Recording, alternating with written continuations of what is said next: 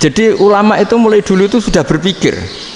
Banyak orang menjadikan tahajud, sholat malam itu media untuk hajatnya. Dan kalau nggak kesampaian ini mutung. Nyalahkan kiainya ijazah ramandi. Macam-macam. Daripada ngono ora usah apa? Tahajud turu. Dan jenis kayak ini tuh banyak. Makanya ulama kayak saya itu saenake dhewe itu ya jarak. Saya sering didolani muhibbin terus bilang, "Gus, saya doakan gini-gini, saya mau nyalon bupati atau saya gini." Saya bilang, "Gak waduh orang donga, nak ramandi darani ulama dongane ramandi. Nak mandi kamu jadi bupati tetap nganggep karena beli." Assalamualaikum warahmatullahi wabarakatuh. Bismillahirrahmanirrahim. Rabbi shrah li sadri wa yassir li amri wa hlul 'uqdatam min lisani. Allahumma sholli wa sallim ala sayyidina Maulana Muhammadin wa ala alihi wa sahbihi ajmain. Amma ba'du. Ini yang saya hormati pertama, pengatur saya ini Profesor Dr. Haji Maskuri. Yang cara ngomong tidak kayak profesor tapi kayak jurkam.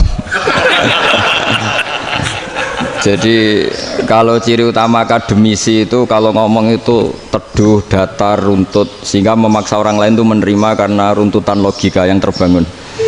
Ya, kalau ini ndak, pokoknya kasar gitu, pokoknya orang itu. Ini agak lazim, agak dalam dunia ilmu. Semua wakil rektor, semua yang hadir yang saya hormati, saya seperti yang dikatakan moderator Pak Sinten, Bapak Anwar, bahwa memang saya tidak boleh terikat sama yang di belakang ini, karena ini kayak apa ya? Ada satu madhab yang anak-anak Unisma semuanya harus tahu, teman-teman di Unisma. Menjelaskan itu tidak lebih baik.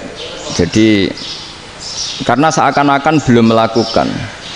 Indonesia itu dulu kedatangan Islam itu tidak pernah dipertentangkan antara Islam dan negara, sehingga diskusi itu sudah salah karena para wali itu tidak pernah mempertentangkan Islam dan keindonesiaan atau kebinekaan. Satu, bahwa para wali itu misinya dakwah. Di mana-mana dakwah itu pasti ketemu yang berbeda. Mulai beda agama, beda pilihan madhab, beda tradisi, beda kultur. Jadi itu tidak perlu dipertentangkan, tapi malah itu jadi lahan dakwah.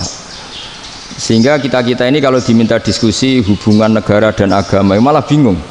Memangnya kenapa? Itu seperti dulu zaman P4. Saya punya kawan di Jogja, teman saya nulis tafsir Profesor Zaini, itu pernah zaman Pak Harto disuruh sosialisasi P4 di Papua. Apa hubungan Pancasila dan UUD 45? Itu orang Papua jawab, hubungannya baik-baik saja, Pak. Jadi yang unik itu ketika disuruh baca Pancasila, 1 Pancasila, 2 ketuhanan yang Maha Esa. Akhirnya 6 kan? Kenapa Pancasila jadi 6? Yang unik itu ketika ditanya, ini saya melihat langsung di TV 7 itu, Indonesiaku itu, ada anak-anak kecil ditanya, bendera ini milik siapa? Bendera merah putih itu. Jawabannya apa? Milik sekolahan, Pak. Karena memang milik sekolahan. Itu yang tanya itu kaget. Milik sekolahan, Pak. Nah, tentang tema ini mohon dibaca ini langsung start ya, langsung serius, karena tadi sudah kayak jurkam tadi, ini yang langsung khas ilmuwan. Ini sebagai penghormatan saya pada Unisma, ini khas keilmuan. Imam Zuhri adalah gurunya Imam Malik. Ya, saya ulang lagi ya, Imam Zuhri adalah gurunya Imam Malik. Halaman 29. Ini langsung start, saya baca halaman 29. Dan ini terutama yang para punggawa-punggawa ini, saya baca ya. Ini teks tidak ada yang saya rubah, memang persis seperti ini. Bismillahirrahmanirrahim. Yaqulu Zuhri, ini gurunya Imam Malik. Fama futiha fil islami fathun qablahu kana a'zama minhu. Innama kanal qitalu haitsul taqon nasu. Falam makanatil hudnatu wa wadu'atil harbu wa amanan nasu ba'duhum ba'do wal taqaw fatafawadu fil hadits wal munaza'ah falam yaklim ahadun bil islami yaqilu syai'an illa dakhula fihi walaqad dakhalataini kasanaten mislu man kana fil islam qabla dzalika au aktsar. Terus ini ngomongnya harus santai, nggak boleh provokatif. Begini, kita tahu dalam perdamaian Hudaybiyah itu poin-poinnya itu semuanya merugikan Islam. Di antaranya adalah jika yang Islam masuk kafir harus dibiarkan karena berarti masuk ke habitat asli. Karena Nabi sebelum jadi Nabi komunitas pokok itu kafir, sehingga kalau Islam masuk kafir kembali ke habitat. Tapi kalau Islam masuk kafir, kafir masuk Islam itu harus dikembalikan karena dianggap bid'ah. Maka kalau kamu dituduh bid'ah itu tenang saja dulu, Nabi itu ya dituduh ji'ta bidinin muhdas, kamu datang dengan agama yang baru. Cuma agak diteruskan wa kullu muhdatsatin bid'ah wa kullu bid'atin dalalah. Jadi orang-orang kafir dulu kalau ngomentari Nabi ya ji'ta bidinin muhdas, kamu datang dengan agama yang baru. Nabi nurut. Semua perjanjian yang merugikan Islam itu Nabi nurut. Tapi Nabi hanya minta satu hal, jangan ada perang 10 tahun. Dan orang boleh seminar, boleh diskusi tentang Islam. Ya ini dengerin betul ini. Jadi saya tidak akan provokatif, ini pakai logika. Nanti bisa dipakai disertasi doktor. Tapi saya minta orang boleh diskusi, boleh seminar tentang Islam. Akhirnya saat itu juga ada orang yang masuk Islam. Di depan tulisan itu belum kering istilahnya. Datang ke situ namanya Abu Jandal bin Suhail bin Amr. Itu datang ke Nabi, ya Rasulullah saya ini mau masuk Islam. Kata orang-orang kafir, ini pertama Muhammad, kamu komitmen enggak sama perjanjian? Kalau kamu komitmen harus kamu kembalikan. Nabi bilang, ya Abu Jandal kamu kembali ke mereka, ke habitat mereka, yaitu menjadi kafir, di komunitas kafir maksudnya. Akhirnya nangis.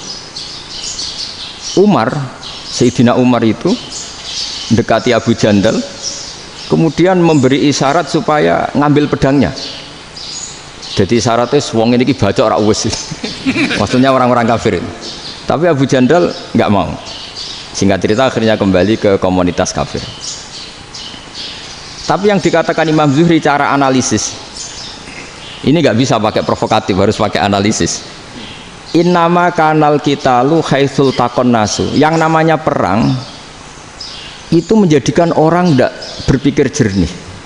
Ini poin yang diambil oleh Rasulullah. Kalau dibahasakan Nabi curi kesempatan, masuk Nabi dikatakan mencuri, meskipun itu hanya bahasa ya. Nggak mungkin lah kita bahasakan seperti itu. Saya ulang lagi ya. Kenapa ada perang berkesinambungan sampai tahun ke-8 Hijriah? Mulai tahun kedua ada perang Badar sampai tahun 8 Hijriah itu perang terus. Nabi sama orang kafir perang terus. Akibatnya apa Pak Profesor? Namanya perang itu ya nggak kau bermikir. Pokoknya agar ketemu Islam perang, Islam ketemu kafir perang, nggak kau bermikir. Padahal Islam itu bisa diterima oleh akal sehat, harus lewat diskusi, lewat pengamatan, lewat pemikiran, lewat pengendapan berpikir. Makanya Nabi tahu ini masalah besar. Kalau orang perang terus, itu gak kober mikir Islam, tidak sempat diskusi tentang Islam. Makanya Nabi hanya minta satu poin. Oke, perjanjian ini saya turutin semua, tapi saya minta orang kafir semuanya boleh mendiskusikan Islam, boleh seminar tentang Islam.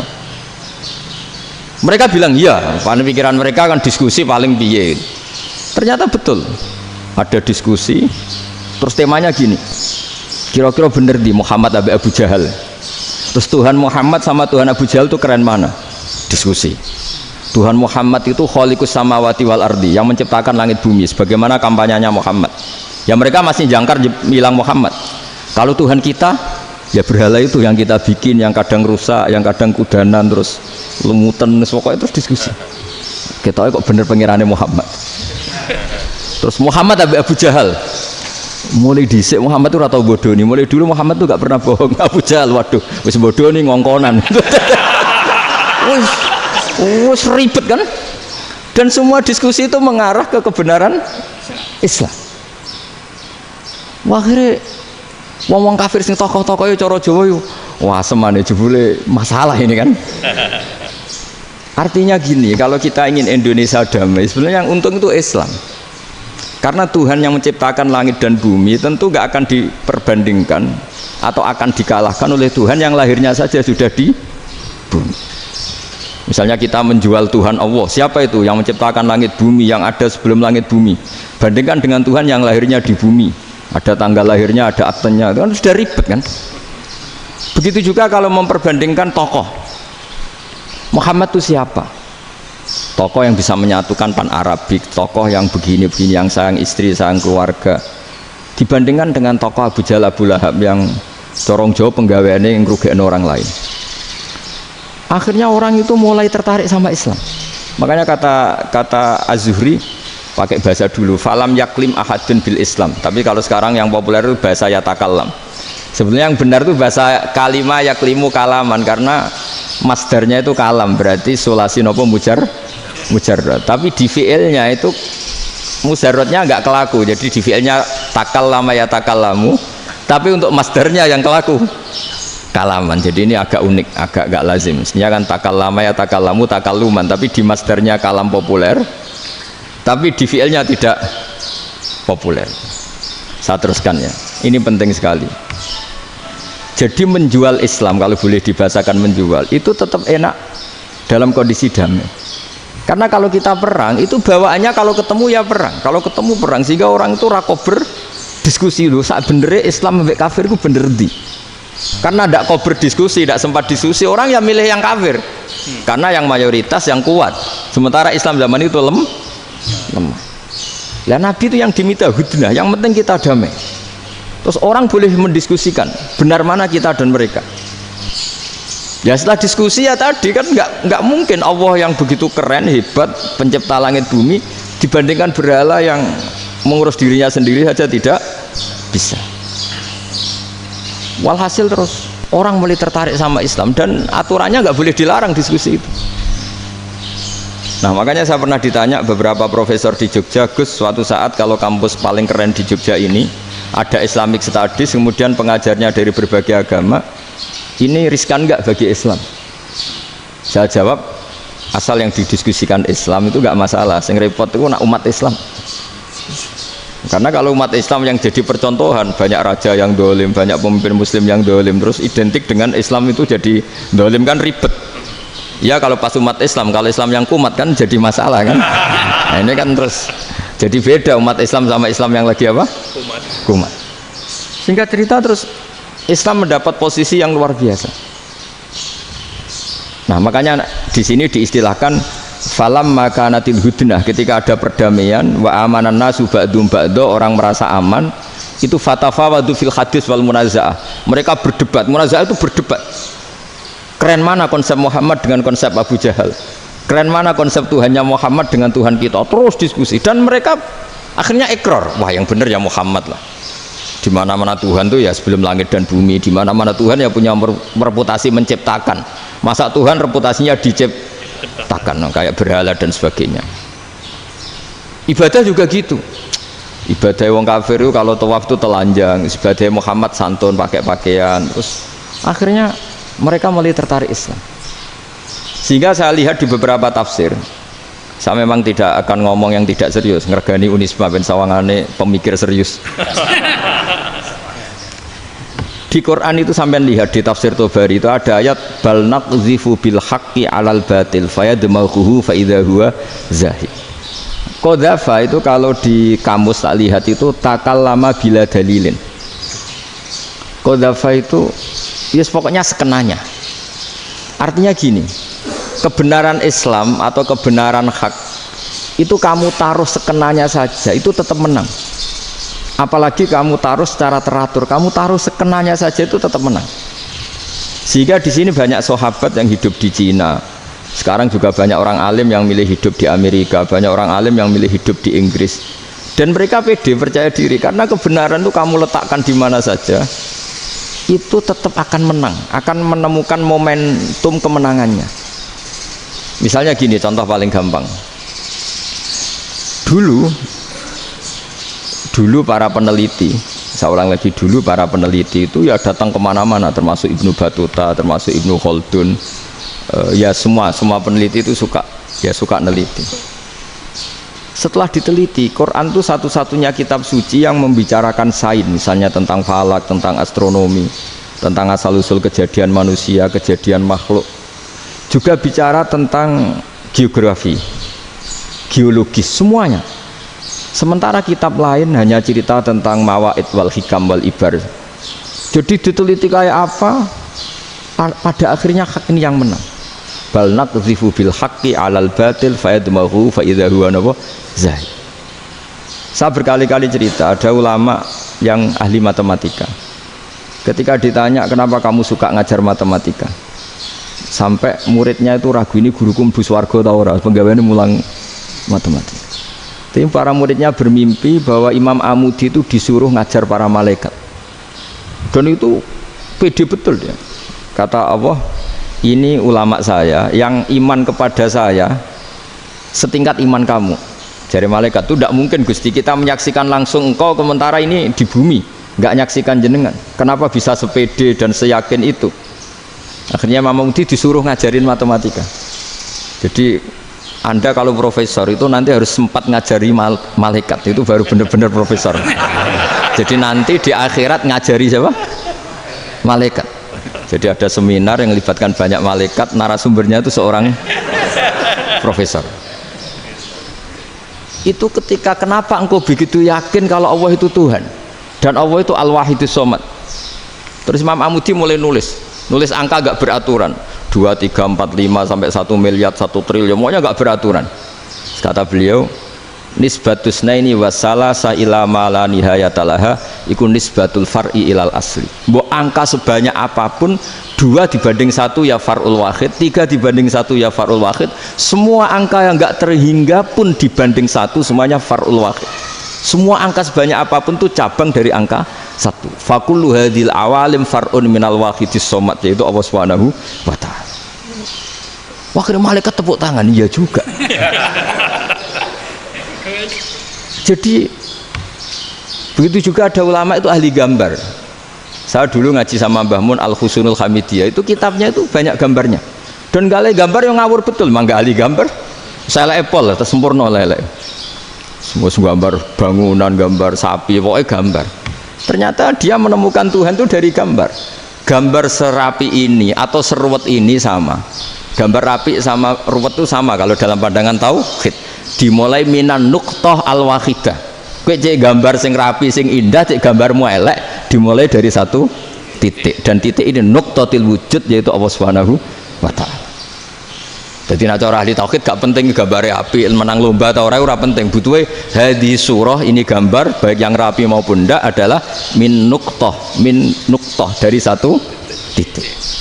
Ya, alam raya sebanyak ini mbok gambar mbok ora, cek mulai Mars sampai Jupiter kabeh semua bentuknya yang banyak ini semuanya min nuqtatil wujud, yaitu dari titik wujud. Ini kok Allah Subhanahu wa ta'ala. Di sini hebatnya ulama-ulama, mbok dia pengajar matematika, mbok pengajar gambar, semuanya dipakai perangkat untuk tauhid. Ya, itu kan juga bagian dari Islam damai, Islam yang sangat tidak perlu perang untuk orang dipaksa Islam, nggak perlu provokatif kayak tadi pidatonya rektor jenengan tadi.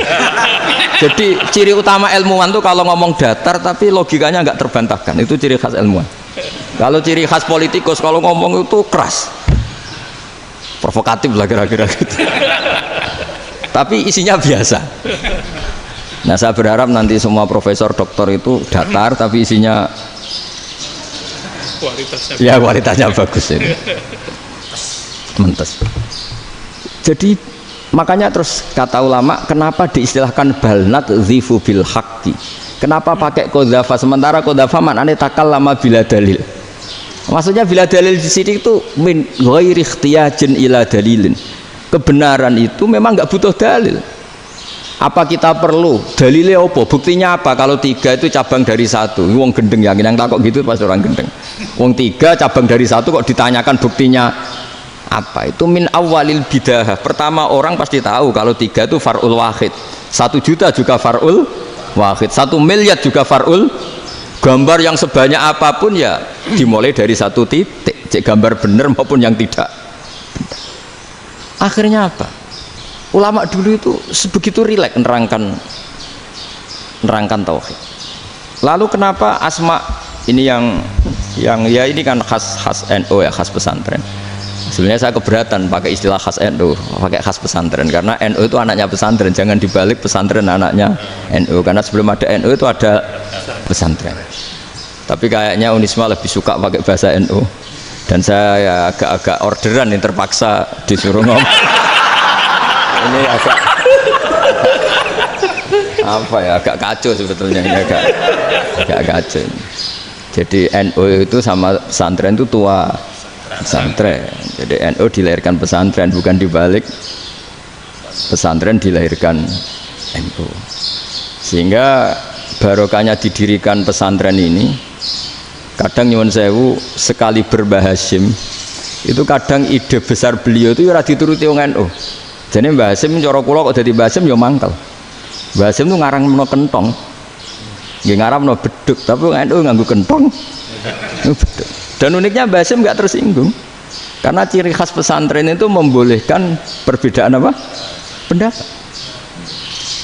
Itu masyhur khilafnya Mbah Hasim sama Mbah Fakih Mas Kumambang itu sampai dikitabkan, saling ngeritik, saling macam-macam lah. Jadi cara berpikir Mbah Hasim ketika Nabi rembukan, ini gimana ya cara menentukan waktu sholat ya? Ya pakai kentong ya Rasulullah, zakalin nasoro itu untuk orang Nasrani. Ya pakai buk itu trompet, zakalil Yahud itu untuk orang Yahudi. Terus, ada yang lagi pakai api ya Rasulullah, zakalil Majusi itu orang Majusi. Setelah itu ada orang datang lari-lari cerita mimpi azan tadi. Ya itu terus dipakai sarana pemanggilan sholat ya azan itu. Sehingga Mbah Hasim menolak kentong. Karena mantas sababi qaumin fahuwa minhu. Beliau keras sekali sampai bilang haram. Beliau judulnya ya haram. Al-Jasus Antakhrimin Nakus. Setelah naskah itu sampai ke Mbah Fakih Mas Kumambang di Gresik situ, di daerah Dukun situ. Dulu nggak ada WA ya, jadi sampainya ya lama. Makanya saya sampai sekarang nggak punya WA karena ya saya ulama kan, kalau WA-an terus ya jadi ulama. Nggak jadi ulama main WA-an terus itu. Lah itu termasuk rektor nggak kau bermikir itu mesti kebanyakan WA. Karena kan otaknya didikte oleh sesuatu yang masuk. Sesuatu yang dilihat itu kan pasti mendikte kita. Beda kalau yang enggak WA-an kan mikir apa kita yang menentukan. Kalau WA-an kan kita ditentukan. Mau mikir anaknya butuh apa gara-gara WA informasi Jakarta mikir Jakarta. Padahal secara kewajiban ngapain kamu orang Malang mikir Jakarta. Gara-gara WA mikir Jakarta belum selesai ada berita di Sulawesi, mikir Sulawesi. Habis itu mikir NTT. Makanya semua orang sekarang merasa tokoh nasional gara-gara informasi yang masuk itu nasional. Jadi Mas Yo RT yang mikir gimana Gus Indonesia kok. Padahal RT sampai lupa kalau dia itu RT. Jadi semua orang sekarang merasa tokoh nasional. Nah, itu gara-gara apa coba? Akhirnya semua orang juga punya ide tentang nasional. Harusnya negara itu gini-gini. Jebule wonge sing duwe ikon itu sapa? RT. Ribet kan? Saya teruskan, setelah naskah itu sampai ke Kiai Fakih Mas Kumambang, beliau itu marah besar. Ini harus dilawan dan saya bukan karena benci Mbah Hasim. Beliau teman saya ketika ngaji Kiai Mahfud di Mekah. Jadi Mbah Fakih dan Kiai Hasim itu teman ketika ngaji di Mekah. Terus cara ngelawan tuh lucu, gak ilmiah tapi gak ilmiah wong alim tetap ilmiah. Di mana-mana serupa itu tidak sama. Ya kalau mungkin zaman Nabi di Madinah itu zaman itu kentong itu identik dengan milik Nasrani. Di Indonesia beda. Pos kampling ya kentong, kebakaran ya kentong, wae sarapan orang di LP ya pakai kentong. Jadi tidak ada jaminan kalau kentongan itu identik dengan Nasrani. Lalu haramnya di mana? Yang di mana-mana tasabuh itu identik. Ini tidak identik. Mulai masalah kan? Mulai masalah. Jadi beliau gaya judul Hazruus. Hazruus itu kepala bergeleng-geleng. Sekarangan kok ngene. Jadi sekarangan kok provokatif gitu. Nah, dan itu Mbah Hasim ya hormat Mbah Fakih hormat Mbah Hasim. Saya sendiri secara pribadi itu lebih suka mendapat Mbah Hasim sebetulnya. Karena bagi saya sholat itu sakral, ya sudahlah kalau sakral ya dipanggil dengan sesuatu yang sakral yaitu kalimat thayyibah azan. Tapi saya tidak akan bilang kalau kentongan itu haram. Karena kalau haram alasannya mirip orang Nasrani, sementara pos kamling ya pakai kentong, ada banjir ya kentong, ada kebakaran ya kentong. Jadi tidak identik untuk misa atau untuk sholat ala Nasrani. Tapi itu dulu ya rileks saja, dua beliau itu ya saling menghormati, padahal saling kritik. Dan dulu ulama yang beda madhab itu ya saling menghormati. Imam Syafi'i itu kalau sholat di kawasan masjid Abi Hanifah ya tidak kunut. Ketika ditanya kenapa kamu tidak kunut, sementara engkau berpendapat kunut itu sunat, ikroman di hadal madhab, saya sangat menghormati madhab. Imam Ahmad bin Hanbal itu berpendapat kalau orang pakai bekam, pakai iftisot atau hijamah itu batal sholatnya. Sementara Imam Syafi'i mengatakan tidak batal apa sholatnya atau wudunya tidak batal. Tapi Imam Ahmad itu ditanya, apa kamu makmum Syafi'i? Bagaimana mungkin saya tidak makmum sama wali kutub seperti Imam Syafi'i? Padahal menurut keyakinan Imam Ahmad ini sholatnya batal. Ini habis ikhtijam udah wudu. Tapi tetap saja beliau karena perbedaan pendapat di furu itu lazim. Ya orang boleh berdebat lah. Ketika Unisma datangkan saya, itu saking senengnya kiai, apa saking sombongnya sampai ngatur kiai, kan nggak pernah bisa diperdebatkan. Itu kan orang boleh debat kan? Itu saking angkuhnya apa saking senengnya kan nggak jelas kan? Kan dan orang boleh setuju pendapat saya, yaitu ngatur kiai itu haram. Setuju juga Pak Rektor, ekspresi mahabbah itu ya macam-macam. Dulu sahabat ya gitu, sahabat itu ada yang nggak kenal wajahnya Nabi sama sekali sampai akhir hayatnya. Ketika ditanya, loh kamu itu sahabat kok nggak tahu wajahnya Nabi? Saya tidak pernah berani memandang Nabi karena ijlalan Nabi, terlalu menghormati saya sehingga tidak berani memandang wajahnya. Ada sahabat yang penggawaannya dulu wajah Nabi sampai bisa nyifati alfiu faminunil hajib, sampai bisa nyifati detail karena dulu wajah Nabi itu ibadah. Ada seorang wali ditanya, kalau kamu di surga ingin nggak melihat Allah? Enggak. Loh, tapi semua orang ingin melihat Allah. Unazzihu dzalikal jamal an-nadzari misli. Ben gak elek-elek Allah tak delok terima aku. Wong ra jelas. Berarti kok delok pangeran. Banyak. Jadi justru tapi karena saking takzimnya. Enggak lah, mosok sak aku kok. Makanya saya berkali-kali cerita. Menurut kesepakatan ulama, soft awal itu paling baik. Tapi banyak juga wali yang kalau sholat itu di belakang. Koyok paling bener yang gue ngarep gitu. Lu bayangkan misalnya kamu semangat di soft awal di masjid haram, jebule sholatnya salah. Dari malaikat gayane gue ngarep, jebule raro. Ini di sini wong, jebule bodoh gitu. Gayane gue ngarep, jebule. Coba orang kalau sowan Mbah Mun, yang berani di depan itu kan ya ketuanya atau jubirnya kan, yang merasa tidak pati pinter-pinter kan mesti di pojokan. Artinya sudut pandang seperti itu ya sah saja, apa? Sah saja. Makanya banyak sahabat yang jarang sowan Nabi, alasannya takut ganggu Nabi. Banyak yang sering sowan Nabi, alasannya seneng Nabi. Yang sowan ya seneng Nabi, yang nggak sowan alasannya seneng. Lu Nabi itu tokoh, punya keluarga, punya anak. Kalau saya sering sowan berarti sering ganggu. Yang sering sowan dia alasan ini khazanah kita harus istifadah. Jadi zaman dulu dia biasa dua sahabat, yang satu milih mahabbah itu milih sering sowan, yang satu juga mahabbah milih tidak sering. Karena pertanyaannya bisa dibalik kan, sering sowan apa sering ganggu coba. Nabi Abedar assalamualaikum, Nabi nimang cucunya assalamualaikum. Ayo bener yang sowan apa bener yang enggak kalau seperti itu. Akhirnya terus diatur sedemikian rupa oleh Quran. Walau annahum sabaru hatta takhruja ilaihim lakana khairal lahum. Jadi sahabat kalau mau sowan Nabi ya nunggu di sufah. Kalau Nabi keluar berarti milik publik, sekali masuk ke dalam tidak ada sahabat yang berani sowan. Itu la tadkhulu buyutan Nabi illa ayyudzana lakum. Kalau soal sampai masuk dalam harus nunggu dipanggil. Karena sekali Nabi masuk dalam itu milik privat keluarga, milik istrinya, milik cucunya, milik keluarganya. Jadi Nabi sekali keluar ke ruang itu berarti milik publik. Itu terus jalan tengah. Karena kalau langsung masuk, bayangkan saya itu sering menyaksikan.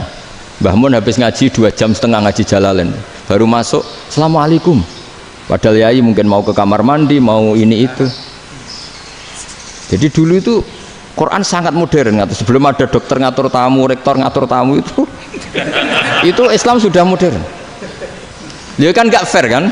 Misalnya saya ke Unisma harus janjian pakai ini, terus kalau misalnya kesini selonang-selonang kan lucu kan, mentang-mentang kiai terus juga sowan-sowanan selonang-selonang. Padahal kalau kita mau ke mereka pakai protokol, Sering tidak fair dunia ini, tapi karena aku kiai ora oleh gelo ya sudah. Akhirnya saya memutuskan gak gampang kemana-mana karena itu.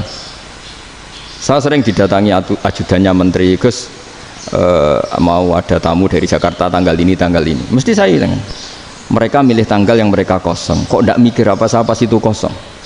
Tak jawab enggak lah, sebelum diatur bahasanya dan tawaduknya gitu. Akhirnya dibalik, datang lagi, Gus jam dengan kosong apa kita menyesuaikan. Lah aku lagi di akhlak kata saya. Itu baru punya akhlak kata saya. Bukan masalah ini, bukan masalah gengsi ya. Saya sendiri itu dolan ke alumni itu jarang karena ya takut. Kiai kan yang nganggur jam 9 nganggur, jam 10 nganggur. Bisa saja alumni itu kerja di pabrik, bisa saja yang latihan ekonomi di pasar. Sehingga kalau saya datang jam 9, iki kiai sing nilai santri ini, apa kiai sing ganggu santri. Nah karena orang ini melakukan rutin gak kok berpikir, pokoknya ini jenenge silaturahim. Mau nyerah kok berpikir, padahal kalau diangen-angen ini kiai yang nilai santri ini, apa kiai yang ganggu santri ini karena datang di jam kerja. Nah, bayangkan kalau kebenaran dulu itu dikawal oleh satu peradaban perang. Jadi Nabi sesuai diangen-angen Pak Nabi. Perang Badar menang Nabi, perang Uhud menang wong kafir, perang ini gonta-ganti. Apapun itu yang penting satu kesimpulannya, cara Rasulullah kesimpulannya satu. Orang tidak kober mikir kebenaran secara mengendapkan pikiran dengan pikiran jernih. Maka hebatnya Nabi ketika perjanjian, pokoknya saya minta nggak ada perang. Dan orang yang boleh mendiskusikan Islam. Itu luar biasa idenya Nabi. Karena bawaan perang itu orang kan nggak kober mikir. Ibarat seorang misalnya seneng satu perempuan, ketemu rivalnya langsung perang kan gak mikir. Tapi kalau kau bermikir, dia ngenangen cawe itu ra seneng aku. Untungnya apa untuk wong ayu ra seneng, malah mau loro hati. Terus sudahlah, buruan dialihkan kemana kan gitu. Itu nak mau amen WA-an tukaran lewat SMS atau tarung langsung ora kau bermikir. Tapi kalau kau bermikir, akhirnya berpikir nih. Perempuan tadi sebenarnya yang disenangi siapa? Oke, ternyata senang Pak Erick. Sudah kita ngalah. Karena tidak ada nikmatnya kan menikahi perempuan yang sama sekali tidak mencintai kita. Tapi kalau nak kau berpikir pokoknya diprovokasi, wah kue kalah mbak A, kue kalah mbak B, pikirannya kan ojo sampai kalah. Bareng wis menang ternyata ada mas lah. Nah bayangkan Islam itu seperti itu dulu, dipertarungkan. Doang Islam itu dinu aklin, agama yang diterima dengan akal sehat. Tapi sekarang ukurannya perang, yang menang berarti benar, yang menang benar, kan terus jadi repot. Itu Nabi tidak ingin, makanya Nabi ingin sudahlah, nggak ada perang. Nah, makanya kata Imam Zuhri, fathul Islam terbaik adalah orang boleh diskusi tentang Islam dan tidak ada perang. Lagi-lagi penting, tidak perang itu penting, silmun itu penting, perdamaian itu. Setelah tidak ada perang, akhirnya fatafawadu fil hadis wal munazah, orang boleh diskusi apa saja, termasuk boleh adu polemik. Konsep satu Tuhan dan Tuhan banyak diperdebatkan. Akhirnya Nabi secara rileks bisa menjelaskan. Muhammad, urusan kita banyak. Kalau Tuhannya satu tidak cukup, Tuhan harus banyak untuk menyelesaikan berbagai urusan. Ada Tuhan bagi rektorat, bagi macam-macam kan. Ada Tuhan untuk ngurusi utang, ngurusi BPKB, macam-macam. Terus kata Rasulullah, enak saja Nabi jawabnya. Ya kalau kamu punya majikan banyak, perintahnya beda-beda, kamu mangkel enggak, bingung enggak? Ya susah mat. Kalau majikannya banyak, perintahnya beda-beda, kita jadi repot. Senang mana? Senang majikan satu. Ya sudah, Tuhanmu itu majikan kamu. Kalau Tuhannya banyak, perintahnya macam-macam, kamu yang repot. Akhirnya ya sudah mat, Tuhannya satu aja. Nah, itu ya barokahnya diskusi tadi, barokahnya enggak perang. Daraballahu mathalan rajulan fihi syuraka'u mutasyakisuna wa rajulan salamal lirajul hal yastawiyani masalah. Terus alhamdulillah. Jadi orang yang paling kafir pun saat itu taslim. Nah, ini kembali ke kalimat la ilaha illallah. Saya tidak perlu provokatif, pasti teori saya itu benar. Bukan saya bilang benar itu karena sombong, enggak. Ini sesuai teks. Misalnya begini, benar enggak kelompok takfiri yang suka ngafirkan orang lain? Itu pasti tidak benar. Logikanya gampang. Orang yang kafir 70 tahun saja dengan melafadzkan la ilaha illallah menjadi muslim. Masa dengan kalimat yang sama yang muslim menjadi kafir? Itu logikanya kan enggak ketemu. Orang kafir 70 tahun untuk menjadi muslim disuruh baca apa? La ilaha illallah. Tapi gara-gara baca la ilaha illallah nyekel patok jadi kafir. Pertanyaannya, loh ini kalimat apa? Kalimat untuk mengkafirkan apa kalimat untuk mengislamkan? Karena yang kafir dengan kalimat itu menjadi Islam, ternyata yang Islam dengan kalimat itu menjadi kafir. Itu ketemu nggak? Cara logika itu kan nggak ketemu kan? Makanya cara pikirannya Abul Hasan Asyadzili, dan saya setuju pikiran itu. Istighfar ini boleh orang Jawa Timur protes karena kadang beda manhaj, tapi jangan protes saya, protes Abul Hasan Asyadzili kualat mesti sampean. Ketua Torekoh napa? Sadiliyah. Cara madzhab Sadili, dan Anda boleh berbeda madzhab, mencari khasnya wong kampus wani beda. Beda kapasitas lah, pokoknya butuhnya beda. Dan ketok pinter, ketok kritis tuh. Cara madzhab Abul Hasan Asyadzili itu gini Pak Rektor. Jadi istighfar itu baik, tapi ba'da kamali tauhid, setelah tauhidnya itu benar. Alasan beliau masuk akal. Ketika ada ayat fa'alam annahu la ilaha illallah wastaghfir li dzambik bihadil kalimah. Jadi orang boleh istighfar itu setelah tauhidnya benar. Alasannya Abul Hasan Asyadzili begini. Qul lil ladzina kafaru iyantahu yughfar lahum ma qad salaf.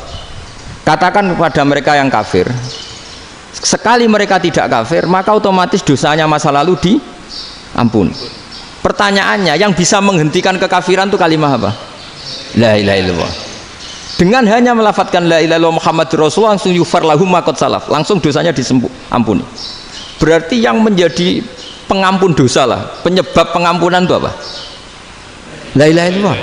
Itu bahkan orang kafir belum istighfar. Loh, di ayat itu kan Allah gak mensyaratkan setelah la ilaha illallah istighfar baru diampuni, enggak, asal la ilaha illallah langsung yughfar lahum ma qad salaf. Saya ulang lagi ya, jelas ya. Jadi kulil ladzina kafaru iyantahu yughfar lahum ma qad. Nah sekarang iyantahu, mereka berhenti dari kafirnya, syaratnya pakai apa? La ilaha illallah Muhammadur, itu langsung yughfar lahum ma qad. Artinya apa?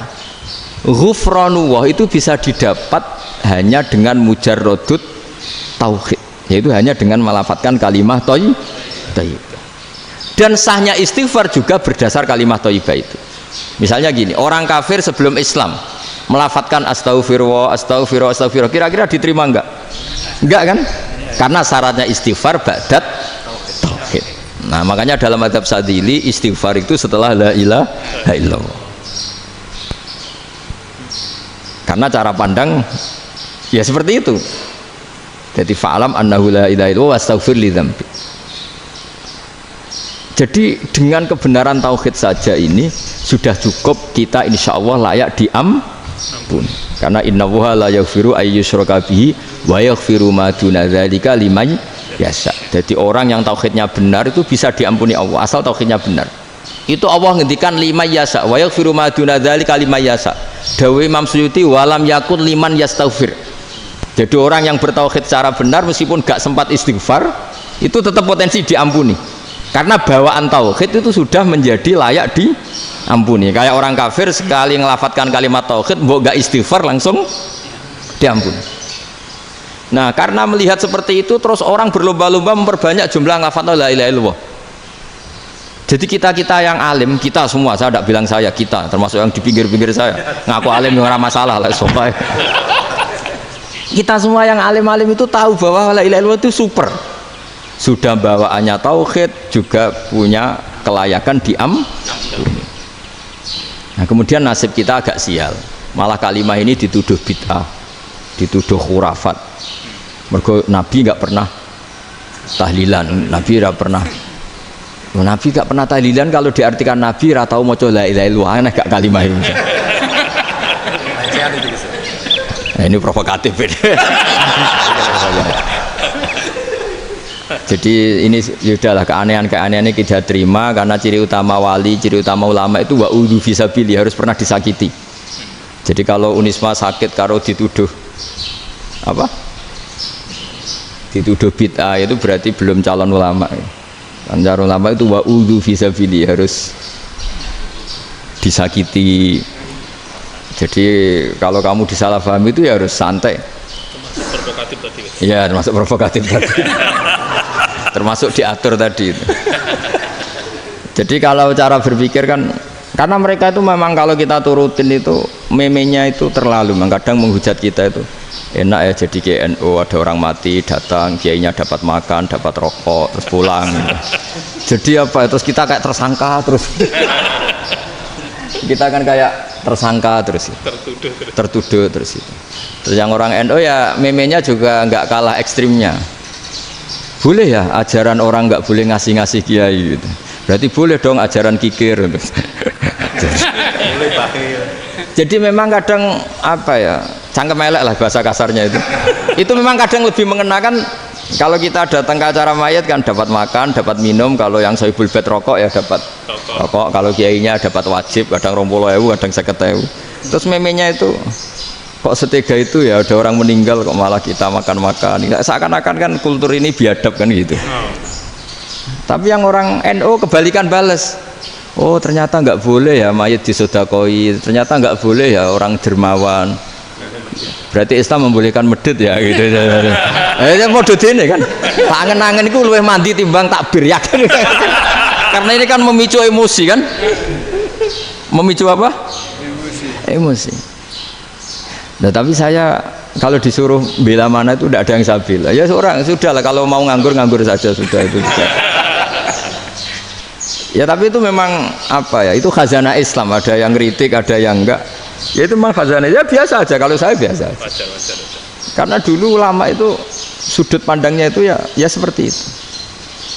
Ada yang ulama suka ibadah itu sholat, ada yang milih apa tidur. Sampai Imam Ghazali bilang suatu saat ibadah terbaik di zaman akhir itu tidur kan. Sholat saja kalah sama tidur kan. Tapi itu loh ya, yang wajib tetap loh, terus kamu gak sholat wajib. Begini beliau mencontohkan itu. Ada orang sholat tahajud terus obsesinya itu ingin hajatnya terkabulkan. Sementara yang tidur obsesinya nikmati rahmatnya Allah, boleh tidur, bisa tidur. Kata Imam Ghazali, timbang kita tahajud terus nuntut pangeran aduk turu katanya. Mergo engko dia akibat terus setan memberi bisikan, lo nyatanya kamu tahajud ya gak terkabul, berarti cerita bahwa Nabi ngendikan kalau doa tahajud mustajab enggak. Daripada ngono kan turu ora tau donga ya misalnya. Timbang abri-abri Islam ya, timbang ngelek-ngelekin apa? Islam. Jadi ulama itu mulai dulu itu sudah berpikir. Banyak orang menjadikan tahajud sholat malam itu media untuk hajatnya. Dan kalau nggak kesampaian ini mutung. Nyalahkan kiainya ijazah ramandi. Macam.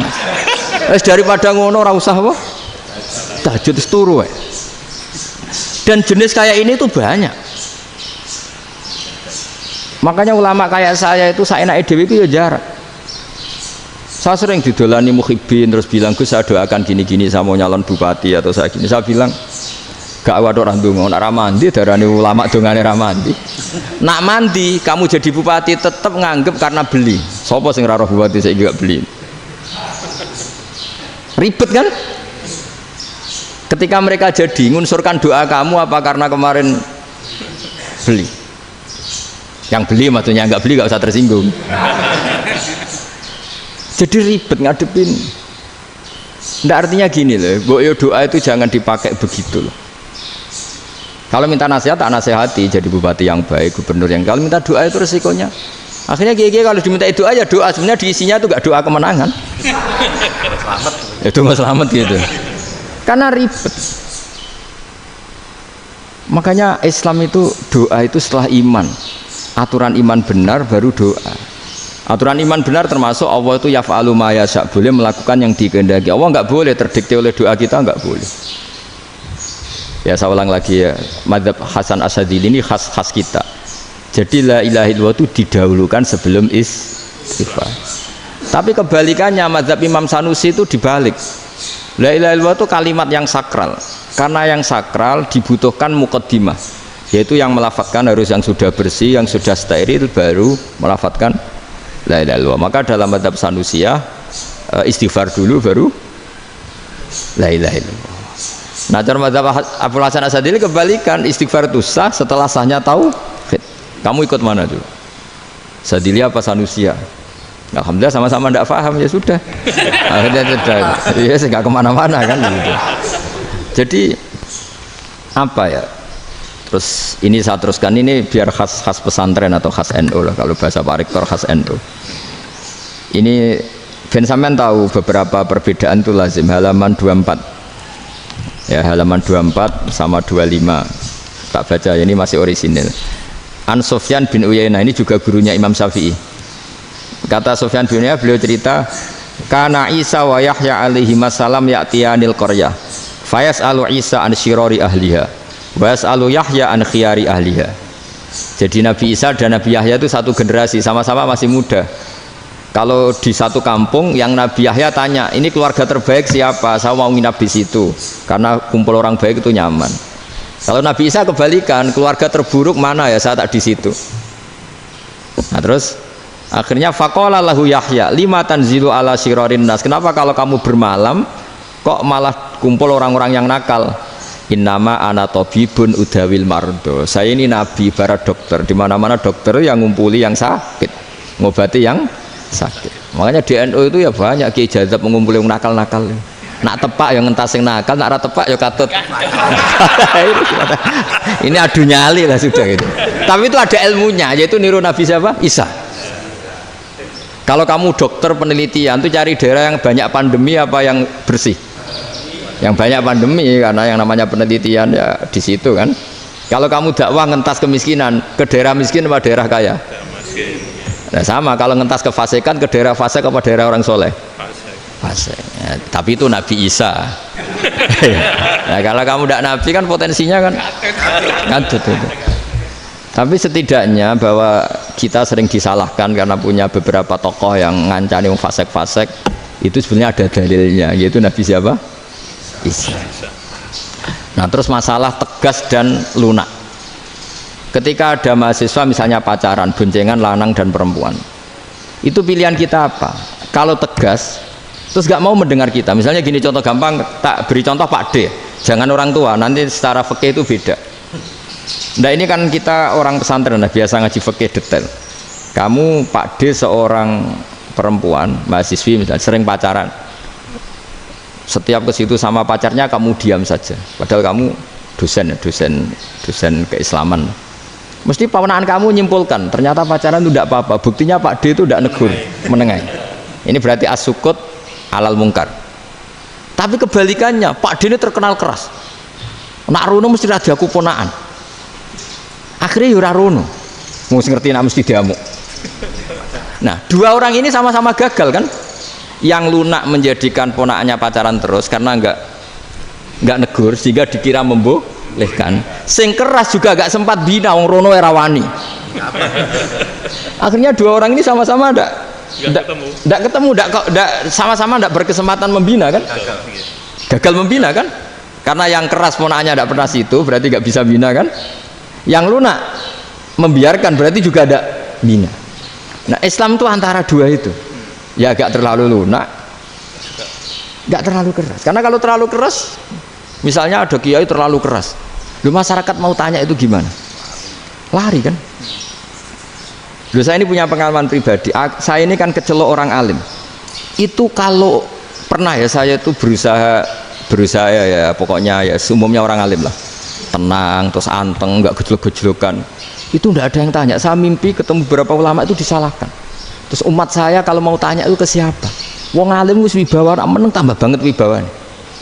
Bala Quran sering gojlok rektor macam-macam. Terus wong wanita kok, saya biasa ke pasar pandangan dicegot orang. Gus, putri saya itu sering keluar darah tapi melebihi batas haid gini-gini. Kalau badhe sowan jenengan, gak usah sowan ning kene mbek ngadeg-ngadegan. Terus tanya, yang haid berapa hari, Gus?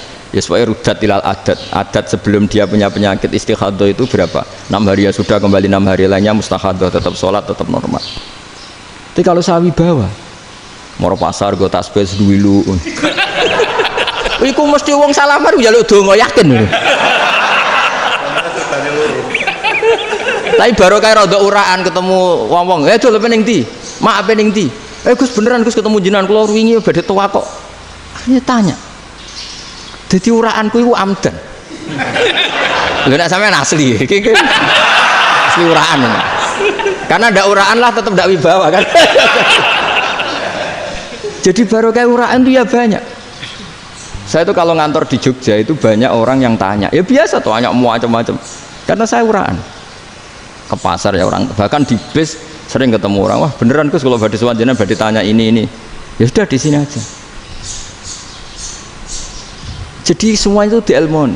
Nah, Nabi itu punya sisi yang dua-duanya jalan. Memang beliau luar biasa, dipilih Allah yang luar biasa.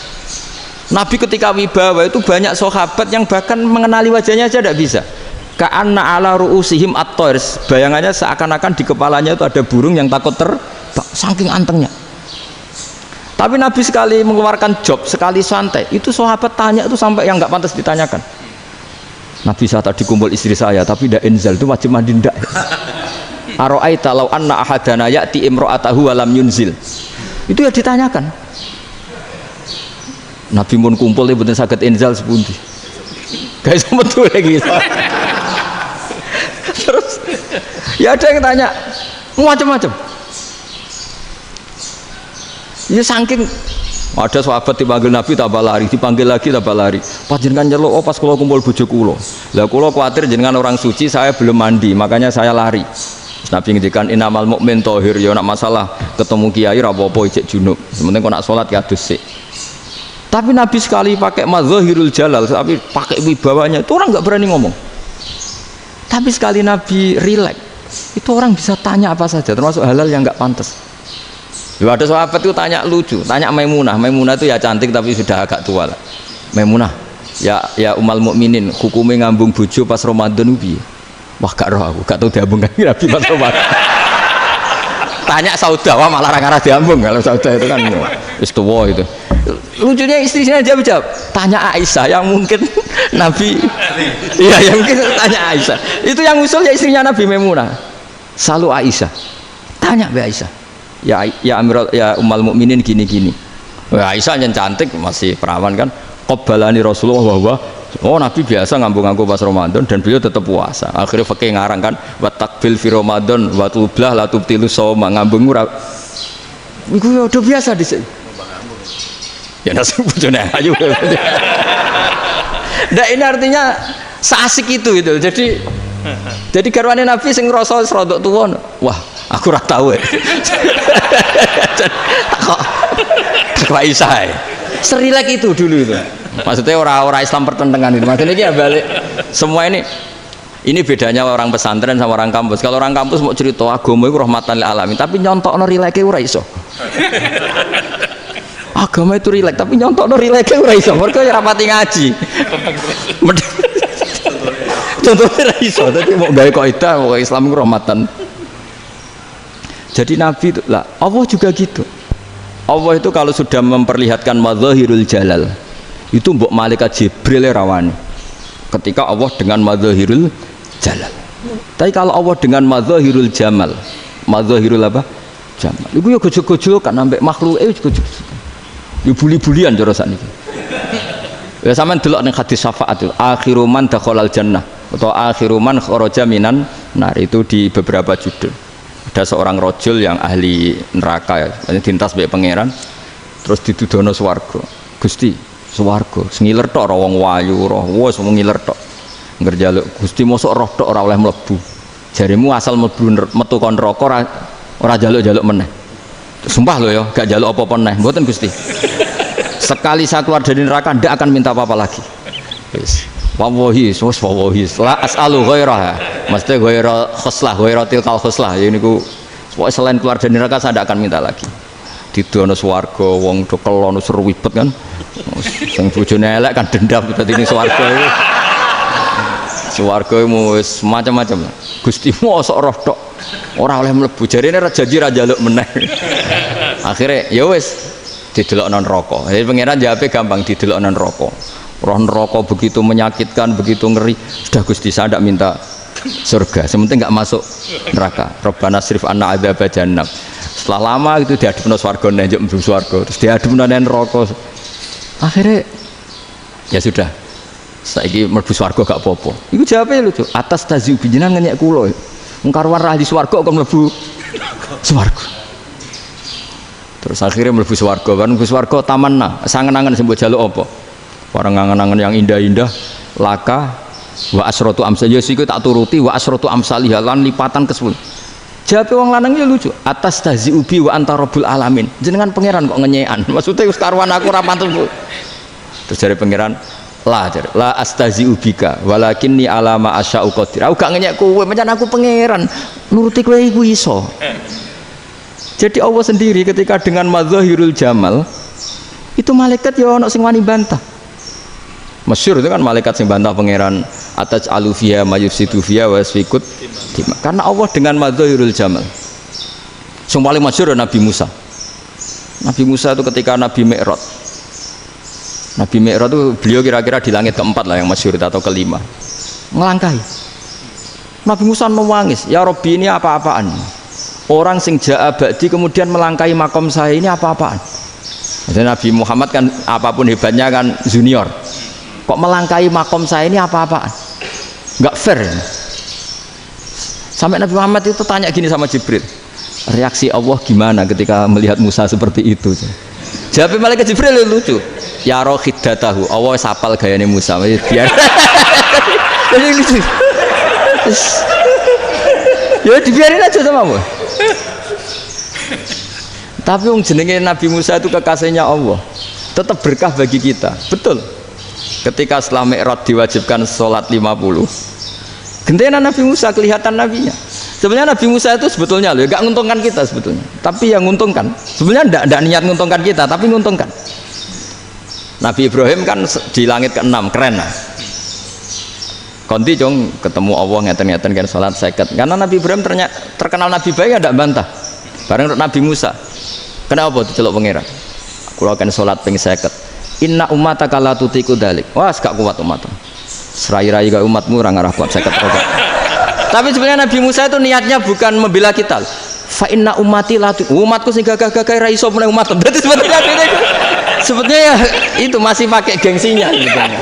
Wes ngono-ngono lah sementing kita untung.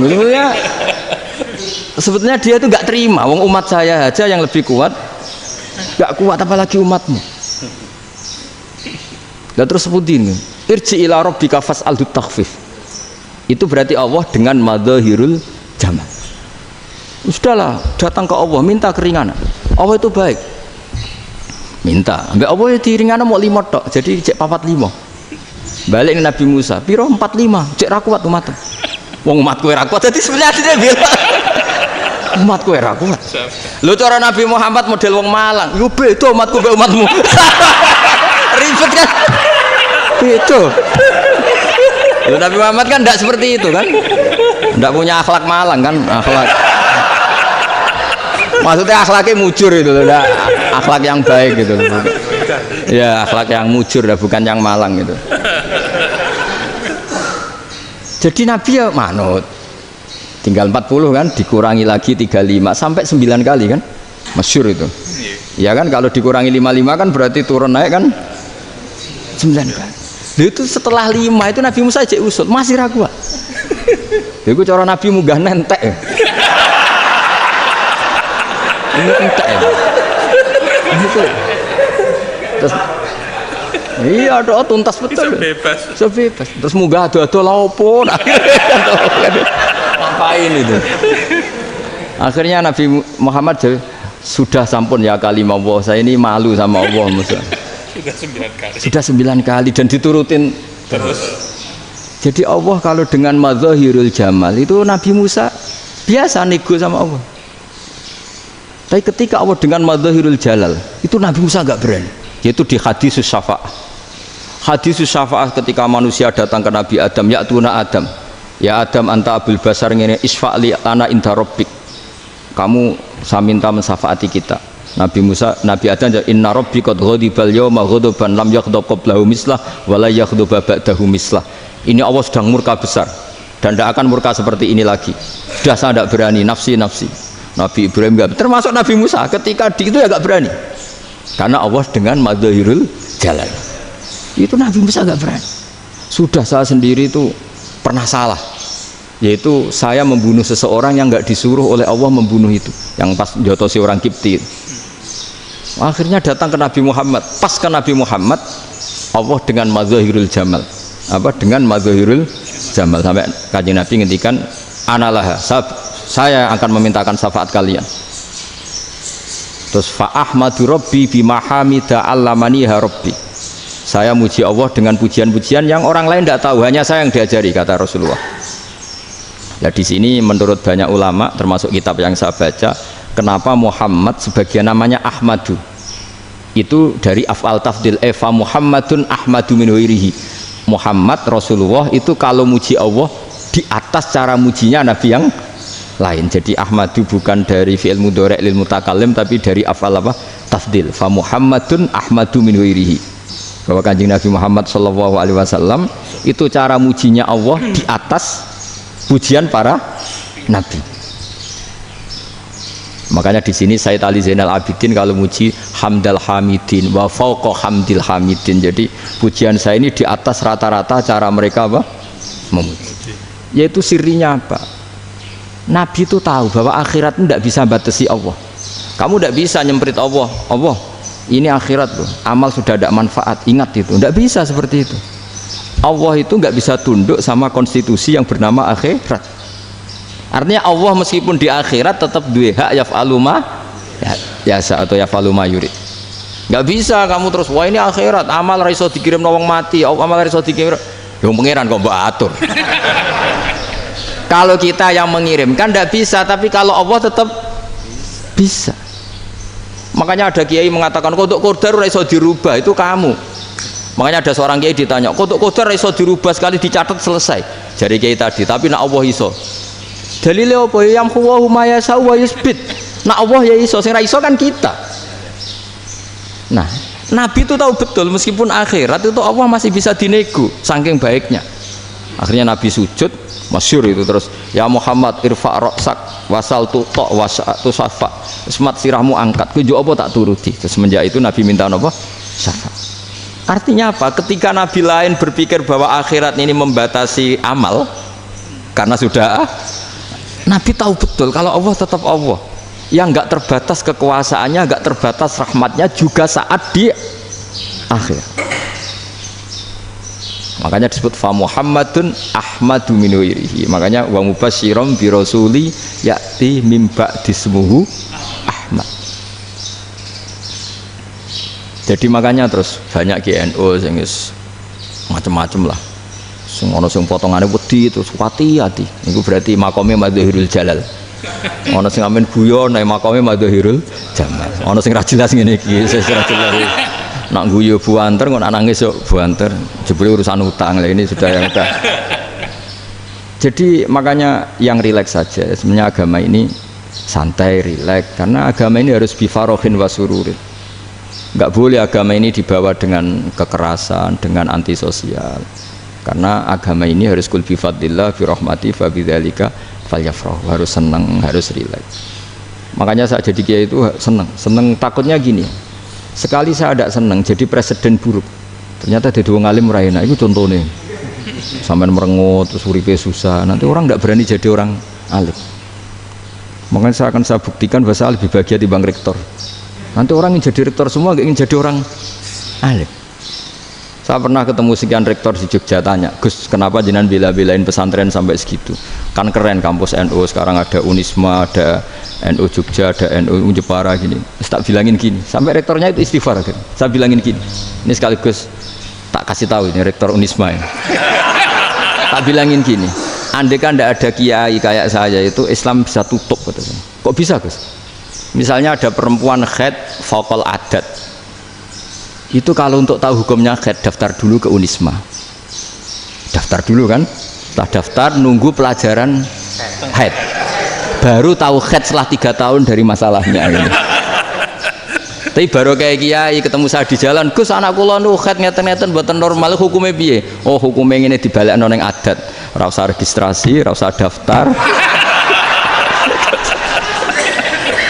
Jadi ya harus ada istighfarnya lah. Unisma juga harus istighfar, semuanya harus istighfar. Karena ada sisi yang nggak mewakili kebutuhan Islam. Tapi saya sebagai kiai juga istighfar. Karena fakta hukum mengatakan yang boleh jadi KUA yang jabat, yang boleh kemenak yang punya gelar. Dan ini yang mengawal Islam secara undang-undang karena mereka yang bikin. Nah, karena kiai tidak punya gelar tidak bisa jabat di situ. Saya juga istighfar. Jadi tidak sampai untuk yang istighfar. Karena yang kebutuhan ini terwakili yang punya gelar. Tapi yang punya gelar juga harus istighfar tadi. Mosok kepen roh hukum khat ngenteni kuliah sik. Ngentek itu aja nanti nunggu guru yang pas mata pelajaran itu. Ya, terus kapan dekne salate wong jawabannya belum ketemu. Tapi baru kayak saya kan ketemu di jalan tanya. Gus saya sering ketemu. Gus saya ini bapak angkat. Mau nikahkan putri saya, itu gimana itu? Kalau cerita wali sebenarnya anak saya sok. Kalau nggak cerita nggak sah karena saya bapak angkat. Itu banyak. Hanya tak akali ya sudah wali yang sebenarnya taukil pada hakim tanpa diketahui, tapi hakikatnya itu taukil hakim. Itu kan tidak gampang. Dan tapi kalau tanyanya di kampus registrasi dulu, daftar dulu, baru tahun berapa ada pelajaran itu? Semester 5 baru tak. Iya kan? Semester 5 ya? Iya. Oh, itu kan. Jadi jangan kira terus sistem Unisma itu yang terbaik di dunia, tidak juga kan? Tidak juga. Dan sistem-sistem yang lain maksudnya ada. Tapi sistem kiai loh, Bamun juga sering pesen saya, kowe kudu seneng pegawai negeri. Piye-piye sing jaga agama pegawai negeri. Kemarin pas acara 7 harinya Gus Roba sama matur itu di depan para kiai. Setelah saya jadi kiai ya itu nyata. Islam di Papua, di NTT yang bawa siapa? Dokter negeri, ya kan? KUA negeri. Barokahnya mereka negeri dijamin negara kan? Barokahnya Muslim berkebutuhan Islam, akhirnya bikin musola di situ, bikin masjid. Bahkan di Korea Utara itu ada masjid bawaan duta besar, karena banyak duta besar Muslim berkebutuhan masjid. Yang bisa gini itu yang negeri apa yang swasta? Negeri lah. Di sini kiai tidak mewakili semua kebutuhan apa? Islam. Tapi kampus juga enggak, kampus Islam sekalipun tidak memenuhi semua kebutuhan Islam tadi. Masa orang tanya kan nunggu semester berapa tadi? Semester 5 masih daftar dulu. Nunggu pelajaran itu. Payahnya pas ketemu dosennya, saya tidak pernah ribet kan? Pas dosennya cowok gitu. Jadi sudahlah, makanya ini. Iya, makanya ini kan bentuk kearifan lah. Jenengan ngakui fungsi kiai kayak saya itu bentuk kearifan. Saya juga ngakui jenengan itu butuh kearifan. Saya sering didolani KUA itu. Itu rata-rata ya didikan kiai. Kompilasi hukum Islam itu banyak ya, janda cantik. Contohnya harus cantik, kalau jelek nggak mungkin terjadi kan. Ada janda cantik kebetulan suka kawin tapi takut zina. Saya ulang lagi, suka kawin tapi takut. Itu seringnya gitu Pak Rektor. Jadi dia kawin bosen, bilang ke KUA, Pak saya sekarang mau nikah sama ini. Loh, tapi kamu mau punya suami. Ya tapi kan nggak tercatat Pak. Itu KUA-nya rata-rata itu nggak berani. Meskipun nggak tercatat, karena secara fikih meskipun nggak tercatat tetap dia seorang perempuan yang bersuami, maka nggak boleh nikah sama orang lain. Jadi coba kalau nyuwun sewu KUA hanya ngikuti hukum formal, yang penting di catatannya nggak punya suami ya dinikahkan saja kan. Tapi mereka enggak, karena didikan kiai nggak berani. Artinya gini, kalau hanya pro hukum catatan sipil maka ini dinikahkan bisa karena nggak tercatat. Tapi secara hukum santri nggak bisa dong menikahkan perempuan sing dzati zaujin yang punya suami. Jadi ini barokahnya kerjasama yang baik. Jadi di masyarakat itu tertanam didikan kiai, nggak boleh nikahkan perempuan yang bersuami. Tapi di KUA ngikuti hukum formal. Dan di Indonesia itu KUA itu rata-rata konsultasinya ya sama kiai. Sehingga ya nggak berani akhirnya, meskipun aku wedi mlebu neraka mbak, gak iso. Dan itu banyak. Seorang lagi ya, makanya ini kan pesantren itu nggak boleh mati. Orang kiai-kiai kayak saya nggak jelas-jelas itu harus lebih jelas lagi. Karena ini yang on time, yang online, yang siapa saja bisa tanya. Saya itu SMS saya itu nggak punya HP WA. HP jadul itu SMS-nya tiap hari tak berapa. Orang yang tanya dari Kalimantan, dari Aceh. Gus di kampung saya ada masjid 2 itu yang Samana, ada yang dari orang perkotaan. Gus di perumahan baru ada masjid, yang Jumatan baru orang 12, sah enggak? Ya langsung saya jawab, sah. Dalilnya ini.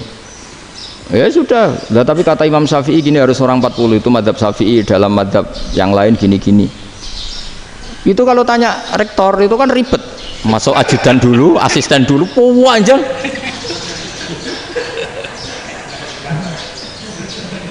Wah itu kan ribet kan? Manggil dosen dekan VAI dipanggil, dekan VAI nggak mau langsung jawab, cari dosen yang nekuni itu. Usul fikih saya nekuni itu baru seminar, nunggu dulu mbak, ini orangnya baru. Panjang kan? Bisa tutup Islam kalau kesuwen. Coba kalau tanya kiai kan enggak ketemu di jalan. Dulu Mbah Zubair kata Mbah Mun. Saya termasuk santri yang diapresiasi Mbah Mun. Dhisik Mbah Zubair yang ngono, anak nong takok sampai sowan gak oleh. Gak takok ning kene ae.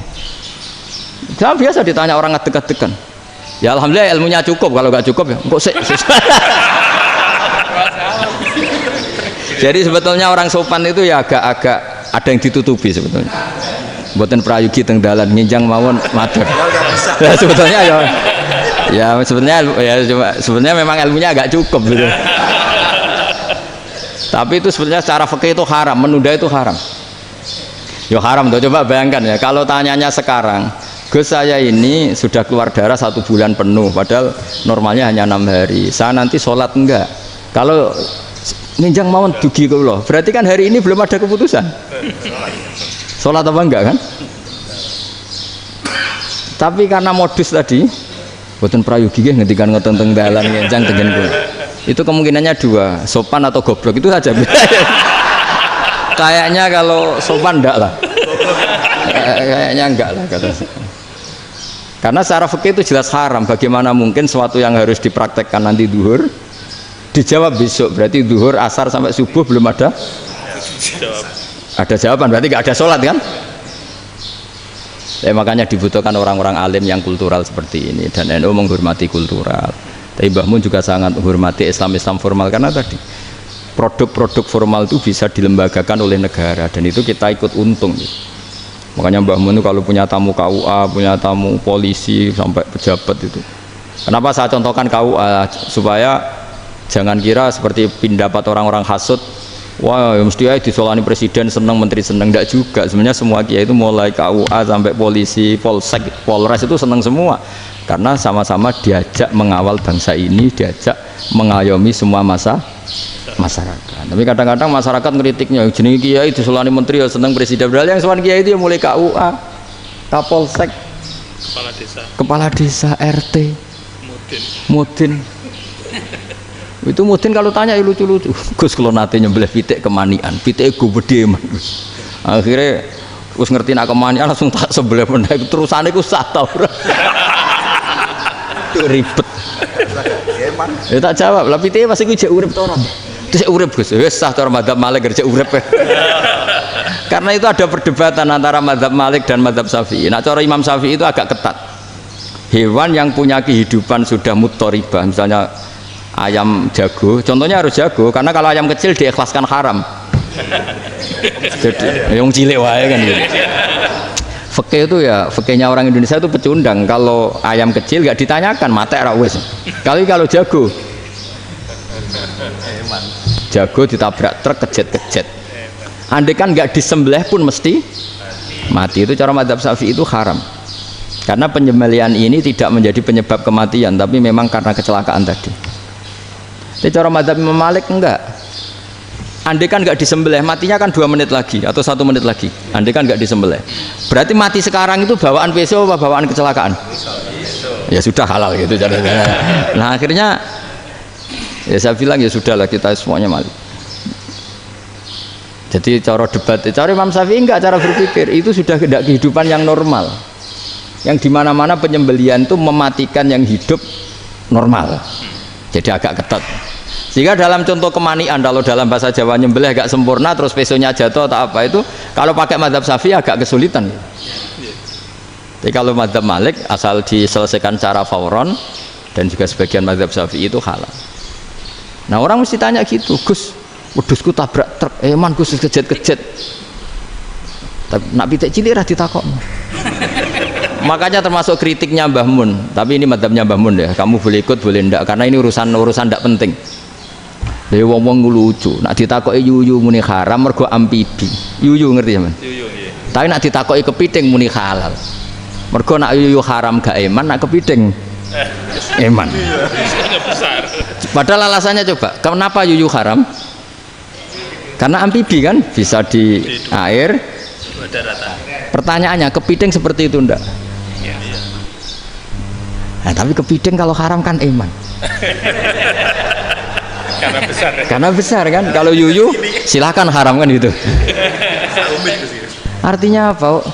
fikih kita ini agak-agak pecundang gitu, agak-agak pertimbangan. Iya, ini lucu kan? Kualitatif. Coba alasannya yuyu haram karena apa? Amfibi kan? Hidup dua alam. Pertanyaannya kepiting seperti itu enggak? Iya. Iya, kenapa kalau orang tanya, yuyu haram apa halal? Rata-rata jawab haram. Tapi kalau kepiting mulai khilaf. Loh mestinya kan sama kan? Nah itu karena unsur imannya. Iya tadi. Saya juga sering melihat tonggo-tonggo itu. Ayam cuwilik sama ini ketabrak truk, nggak ada yang tanya. Tapi saya pernah jalan-jalan di Naruan sini, ono jago ketabrak, sing duwe langsung marani kula. Pas saya naik motor, Gus ini halal apa haram? Nah langsung kula sebelah halal apa haram? Gus kanggo kowe halal ya, halal. Karena saya tahu tak jawab haram mesti kecewa itu. Aduh, kiai ini beratnya kan. Ya akhirnya ya saya setelah itu Fatihah Imam Syafi'i ngapunten umat kula tuh rahasia madzhab jenengan tuh tidak siap. Untuk mazhab ini tidak sama. Iya kan akhirnya pakai madzhabnya Imam Malik tadi. Ya tak Fatihah Imam Syafi'i ini mboten niat nglawan jenengan. Tapi ngobati tiang eman. Mergo pitike besar itu. Jadi ini kan cerita ya, itu makanya yang rileks saja lah, bahwa Islam ini yang rileks, yang menyenangkan, karena ya agama ini harus menyenangkan. Raditu billahi robba, raditu itu seneng banget, ridho itu puas, nggak boleh beragama pertuntungan terus emosinan, ya marem atau raditu itu marem, jadi yang nyaman. Ya saya kira demikian. Assalamualaikum warahmatullahi wabarakatuh. Mohon maaf Gus, yang kedua soal saya termasuk orang yang cukup iskal dengan peristiwa Nabi, kalau banyak disebutkan itu kisah Nabi Khidir atau Khodir yang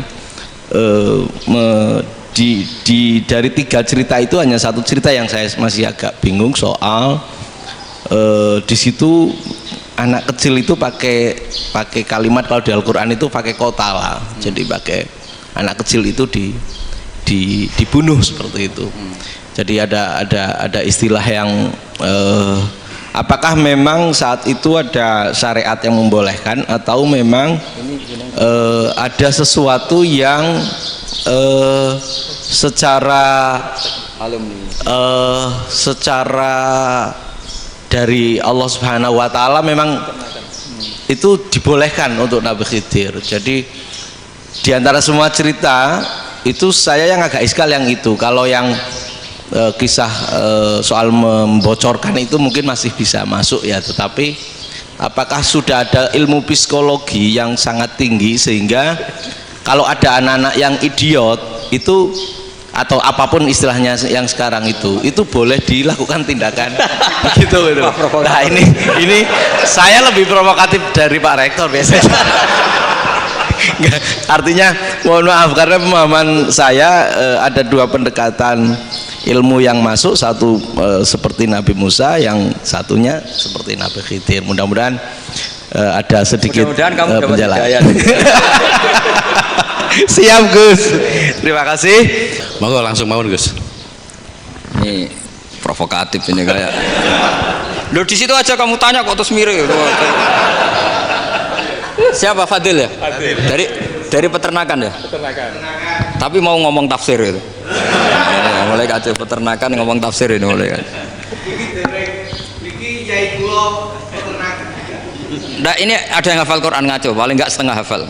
Enggak yang dari Unisma. Enggak begini, ayat itu kan ditutup wa ma fa'altuhu an amri, ya saya maknani wa ma fa'altu lan orang nglakoni ingsun hu ing kabeh sing kasebut an amri mergo kepinginanku ingsun. Jadi saya melakukan itu semua bukan karep saya sendiri. Jadi Khodir sendiri itu kamu untung tidak nekuni tafsir. Kalau nekuni tafsir yang kamu soal bukan Nabi Khidir, karena Nabi Khidir itu hanya 1 orang. Yang kamu soal harusnya Israel. Itu tidak rektor, tidak kiai besar, tidak siapa saja dihabisin itu. Kenapa Israel tidak kamu tegur? Gimana hukumnya qatlul mukmin? Kenapa Israel tidak kamu masukkan ayat wa may yaqtul mu'minam muta'ammidan fajazauhu jahannamu khalidan fiha. Ingat ya Israel. Iya kan? Nah, Israel melakukan pembunuhan itu, kadang yang dipateni nyuwun sewu ya orang soleh betul. Tapi wae kabundut ya kabundut. Itu Israel juga tidak atas pilihannya, tapi karena perintah.